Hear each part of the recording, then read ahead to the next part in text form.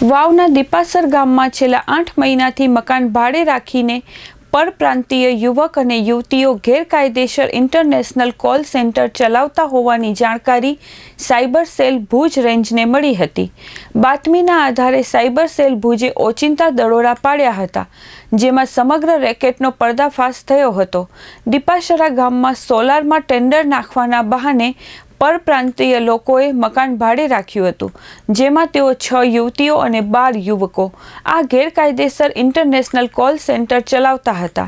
આ આરોપીઓ વિદેશમાં લોકોને ફોન કરીને લોન આપવાના બહાને તેમની સાથે ફ્રોડ કરતા હતા। બોર્ડર વિસ્તાર હોય એટલે પરપ્રાંતીય લોકો 8 મહિનાથી આવું કંઈ ચલાવતા હોય તેની સ્થાનિકોને પણ જાણ નહોતી। આરોપીઓ મકાન ભાડે રાખીને વિદેશી નાગરિકો સાથે છેતરપિંડી કરતા હતા, જેમાં નાગાલેન્ડ, ઉત્તર પ્રદેશ, મિઝોરમ અને અમદાવાદ અને આણંદના આરોપી યુવક યુવતીઓ સંડોવાયેલા હતા।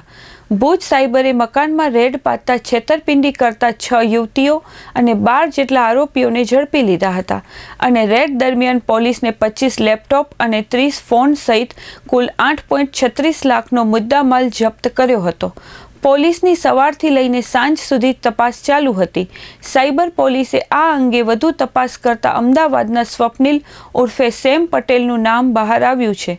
ત્યારે આ મામલે ભુજ રેન્જ સાયબર વધુ તપાસ હાથ ધરીને આરોપીઓ સામે કાર્યવાહી હાથ ધરી છે।